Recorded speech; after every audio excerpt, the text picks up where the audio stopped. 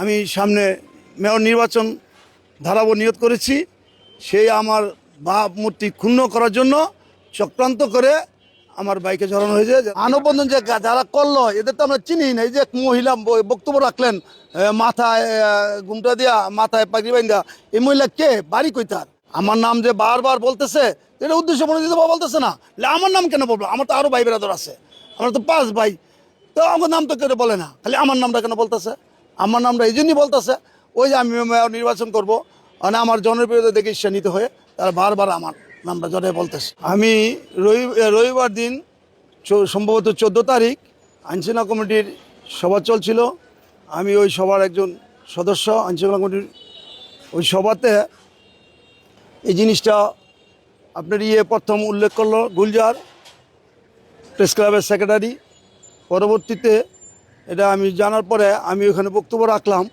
আমি প্রশাসনের উদ্দেশ্যে বললাম যে যে ঘটনাটা ঘটেছে সেটা যেন সুষ্ঠু তদন্তর মাধ্যমে যারা সঠিক, যারা জড়িত, তাদেরকে যেন আইনের আওতায় এনে শাস্তির ব্যবস্থা করা হয়। কোনো নিরপরাধ লোক যেন এখানে জড়িত করা না হয়। আমি আইনশৃঙ্খলা কমিটিতে এটা আমি প্রশাসনের উদ্দেশ্যে বলেছিলাম। পরবর্তীতে দেখলাম যে একটি মামলা হয়েছে।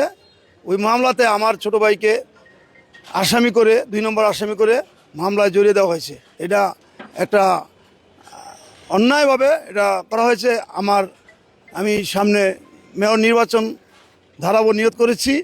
সেই আমার ভাবমূর্তি ক্ষুণ্ণ করার জন্য চক্রান্ত করে আমার বাইকে ঝরানো হয়েছে, যেন আমার ভাবমূর্তি ক্ষুণ্ণ হয়।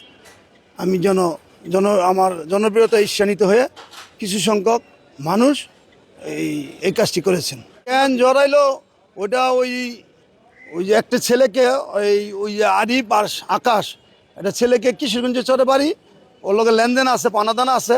ওই ছেলেটাকে আমাদের ওইখান থেকে উঠায় নিয়ে আসে ঠেক দিয়া। তো ওর ফোন করার পরে ওই ওদের থেকে সারাই আনতে গেছে এবং সারাই নিয়েও আসছে, দিয়ে দিছে। ওদের সাথে কিছুই হয় না এনাদের। মাঝখানটা তৃতীয় ব্যক্তি ওই টর্কির কসাই লোকজনে ওর গায়েও হিট করেছেন। তো এটা তো ওদের সাথে কিছু হয় নাই।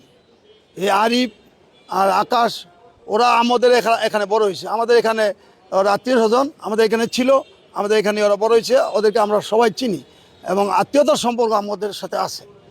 কিন্তু আমাদের তো এটা এখানে জড়িত হওয়ার কোনো কথাই না আমার বাইরে।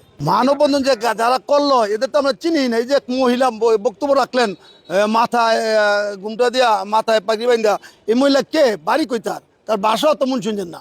তার বাসাও তো দেখা যায় এই এলাকার না, অন্য এলাকার ভাষা মনে হচ্ছে। আমার মনে হয় ওনাকে আপনারা সবাই বাইর করা উচিত যে এই মহিলা কে এবং কই থেকে এই মহিলা এত কিছু বললো, এবং উনি কীভাবে আমার ভাতিজাকে নাম জানে, ভাতিজার নাম ধরায় বলতেছে, আর আমার নাম কেন বারবার বলতেছে? এটা উদ্দেশ্য প্রণোদিত।